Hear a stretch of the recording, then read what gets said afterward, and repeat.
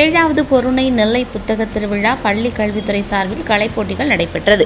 மாவட்ட நிர்வாகத்தின் சார்பில் ஏழாவது பொருணை நெல்லை புத்தக திருவிழா நெல்லை நகரம் பொருட்காட்சி திடலில் வர்த்தக மையத்தில் பிப்ரவரி 3ஆம் தேதி முதல் பிப்ரவரி 13ஆம் தேதி வரை 11 நாட்கள் நடைபெறுகிறது. இதனை முன்னிட்டு பள்ளி கல்வித்துறையின் சார்பில் அரசு மற்றும் அரசு உதவி பெறும் பள்ளி மாணவ மாணவிகளுக்கான கலைப்போட்டிகள் 3 மண்டலங்களில் நடைபெற்றது.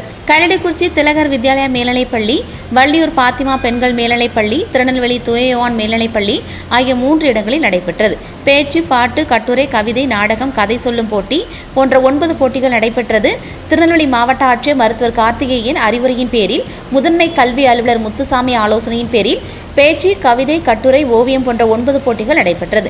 நிகழ்விற்கு ஒருங்கிணைப்பாளரும் சங்கர் மேல்நிலைப்பள்ளி தமிழ் ஆசிரியருமான கவிஞர் கணபதி சுப்பிரமணியன் தலைமை தாங்கினார். போட்டிகளை திருநெல்வேலி தூயயோவான் பள்ளி தலைமை ஆசிரியர் சாத்ராக் ஞானதாஸ், கல்லடைக்குறிச்சியில் திலகர் வித்யாலயா மேல்நிலைப்பள்ளியில் பள்ளி தலைமை ஆசிரியர் பண்டார சிவன், வள்ளியூர் பாத்திமா மகளிர் மேல்நிலைப்பள்ளியில் ஆசிரியர் சாது சுந்தர்சிங் ஆகியோர் தொடங்கி வைத்தனர். நிகழ்விற்கு ஒருங்கிணைப்பாளர்கள் NSS மாவட்ட தொடர்பு அலுவலர் AK ஆறுமுகசாமி, ஆசிரியர் செல்வராஜ், ஆசிரியர்கள் சிதம்பரம், கணேசன் ஆகியோர் போட்டிகளின் நெறிமுறைகளை விளக்கினர். இந்த போட்டியில் வெற்றி பெற்ற மாணவ மாணவியர் பொருணை நெல்லை புத்தக திருவிழாவில் நடைபெறும் மாவட்ட அளவு போட்டியில் கலந்து கொள்வர். சிறந்த மாணவ மாணவிகளுக்கு சிறப்பு பரிசுகளும் வழங்கப்படும். நிகழ்விற்கான ஏற்பாடுகளை பேரிடர் மேலாண்மை தாசில்தார் செல்வன், முதன்மை கல்வி அலுவலக நேர்முக உதவியாளர் ஹரிராமர், பெர்னாண்டட், சுற்றுச்சூழல் ஒருங்கிணைப்பாளர் அபிநய சுந்தரம், துணை ஆய்வாளர் சையது இப்ராஹிம் ஆகியோர் சிறப்பாக செய்திருந்தனர்.